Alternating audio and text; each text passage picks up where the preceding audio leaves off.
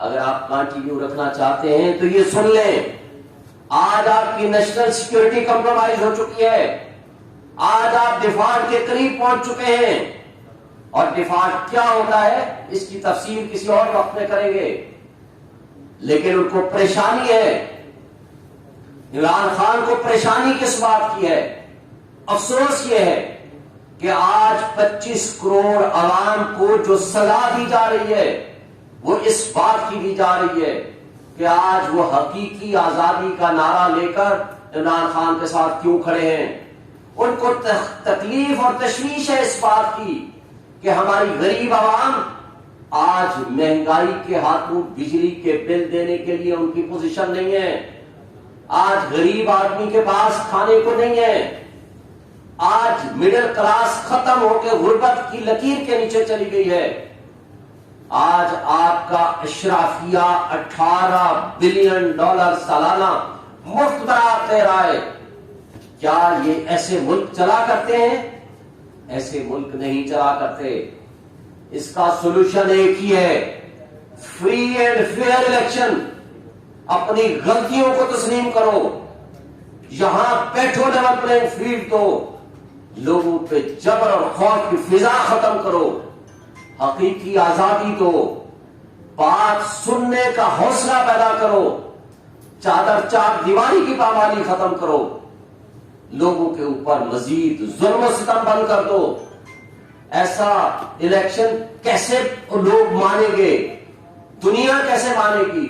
پاکستانی کیسے مانے گی کہ آپ نے ایسا الیکشن کرایا کہ ایک شخص جیل میں پڑا ہے، چیئرمین جیل میں پڑا ہے، اس کا وائس چیئرمین جیل میں پڑا ہے، ہزاروں کی تعداد میں ان کے لیڈرز اور ورکرز جیل میں پڑے ہیں، وہ خواتین جیل میں پڑی ہوئی ہیں، 4 مہینے سے زائد ہو چکا ہے، باقیوں کو آپ نے یا ان کے رشتہ داروں کو اٹھایا ہوا، ان کے کاروبار بند کیے ہوئے ہیں، اس کے باوجود لوگ عوام ووٹ دیتی ہے پی ٹی آئی اور عمران خان کو۔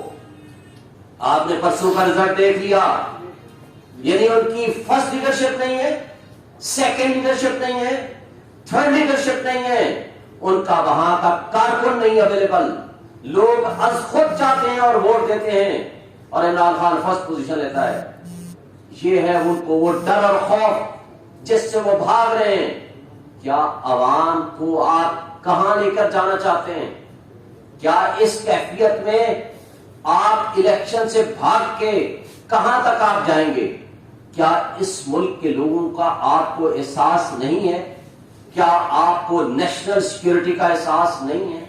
کیا اس ملک کے رہنے والوں پہ آپ نے رحم نہیں کرنا؟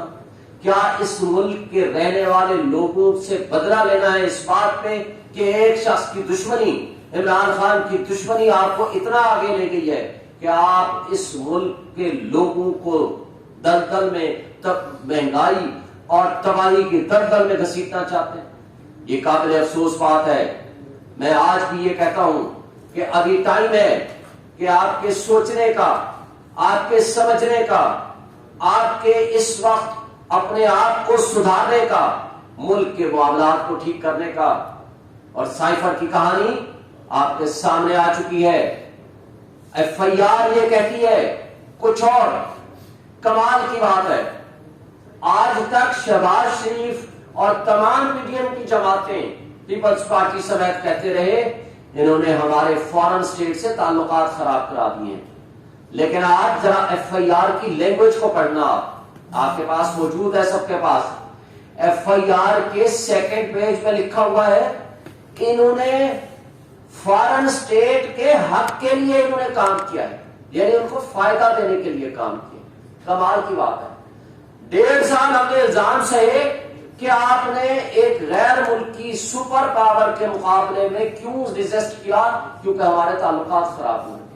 آج کہتے ہیں ان کو فائدہ دینے کے لیے آپ نے سائفر کے کنٹینٹس کو آف کیا، آن ایئر کیا۔ کمال ہے، ہمارے ملک کا جو سٹنگ پرائم منسٹر ہے، he is the competent authority under the constitution and law. Constitution کے مطابق آرٹیکل 1991 اور سپریم کورٹ کی judgment Mustafa Impex P L D 2016 supreme court 808 کے مطابق competent authority is the prime minister and his cabinet, اور rules of business rules 55 کے مطابق یہ پرائم منسٹر اور فارن منسٹر کا پریروگیٹو ہے کہ وہ گفتگو کرے فارن پالیسی کے اوپر.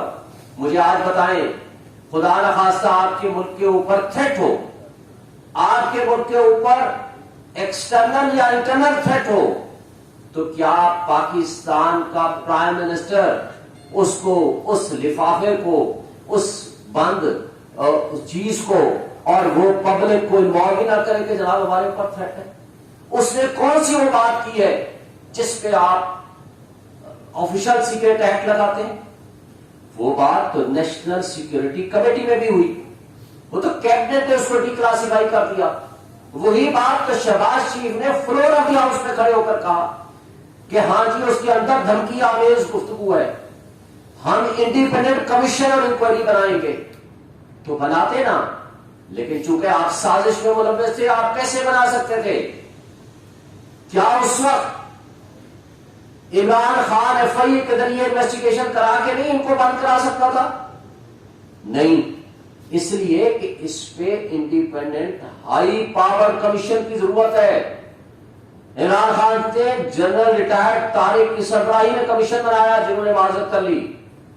عمران خان نے الوی صاحب کے ذریعے، پریزیڈنٹ الوی صاحب نے بھیجا چیف جسٹس آف پاکستان کو، آپ اس میں کمیشن بنائیں، جوڈیشل کمیشن. اس میں ڈپٹی اسپیکر قاسم سوری نے اپنی لیٹر کے ذریعے بھیجا کہ آپ اس میں جوڈیشل کمیشن بنائیں. اس لیے کہ یہ سازشی کردار جو اس میں ملوث ہیں ان کی ساری کی ساری ان کی انوالومنٹ سامنے آ سکے. جبکہ انٹرسیپٹ کی سٹوری کے بعد جب یہ ثابت ہو گیا کہ امریکی ترجمان نے ایکسپٹ کیا کہ یہ دو ڈپلومیٹس کے درمیان ہونے والی پرائیویٹ گفتگو تھی جس کو اس نے کہا، تو بھائی اس سے کم تحقیقات تو کرا لیں. کیا آپ اپنے سبارڈینیٹ آفیسز کے لیے اس کو بھی پولیٹیکل وکٹمائزیشن کے لیے استعمال کرو گے؟ لیکن افسوس کی بات ہے، آپ کو یاد ہوگا جب عراق پہ حملہ کرنا تھا، امریکہ نے ترکی کو کہا تھا کہ ہمیں اڈے دیں، اور اس کے بدلے میں اپروکسیمیٹلی $16 بلین کی آفر کی. انہوں نے کہا ہمیں پتا ہے کہ آپ کے پاس اڈے بھی ہیں کویت کی صورت میں اور بہت ساری جگہوں پہ، ہمارے اڈے دینے نہ دینے سے فرق بھی کوئی نہیں پڑے گا، لیکن ہم تاریخ میں یہ نہیں یاد رکھانا چاہتے کہ ہم نے اپنے برادر اسلامی ملک کے اوپر حملے کرانے کے لیے اپنی سرزمین استعمال کی. یہ تھے طیب اردگان کے الفاظ. کیا آج آپ غلامی کا توق اپنے گلے میں ڈال کے یہ ثابت کرنا چاہتے ہیں اس سائفر کے ذریعے اور عمران خان کو سزا دلوانے کے لیے کس حد تک نیچے گریں گے؟ کب تک یہ سلسلہ آپ کا چلے گا؟ ہمیں افسوس سے کہنا پڑتا ہے کہ آج بھی وقت ہے اس کیس کو فوری طور پر یا ختم کریں، اس کی انڈیپینڈنٹ انکوائری کرائیں، اور وہ کرائیں through chief justice of Pakistan. Judicial commission بنے جو انڈیپینڈنٹ ہو، جو تمام تر دباؤ سے بالا تر ہو کے اس کی انکوائری کرے.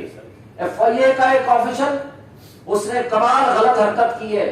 آپ کو میں بتا دوں، اس نے جب فزیکل ریمانڈ کے لیے پیش کیا جو کہ پبلک ڈاکومنٹ ہے، اس کے اندر سائفر کا وہ لیٹر جو آیا اس کا ڈائری نمبر لکھ دیا. یہ آفیشل سیکرٹ ایکٹ میں آتا ہے. یہ جب پبلش ہوگا کوئی بھی شخص اس کی ایکسس کر لے گا تو اس میں ان کے خلاف ایکشن ہو سکتا ہے. یہ تو ان کی کیپیسٹی اینڈ کیپیبلٹی ہے انویسٹیگیٹنگ آفیسرز کی. کس حد تک یہ غیر جانبداری سے یہ انویسٹیگیٹ کریں گے؟ یہ کر ہی نہیں سکتے ہیں، اور ان کا کام ہی نہیں ہے.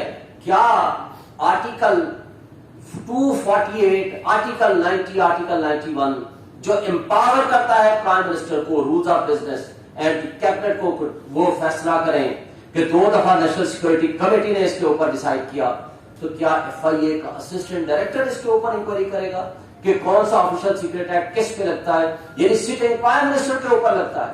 تو پھر مجھے فیصلہ کرنے میں بتائیں کہ سٹنگ پرائم منسٹر کو جب خطرہ ہو تو جب مجھے بتائیں کہ آپ کے پاکستان کے اوپر اٹیک ہوا تھا، انڈیا نے کیا تھا، اس کے بدلے میں آپ نے کس طریقے سے جواب دیا؟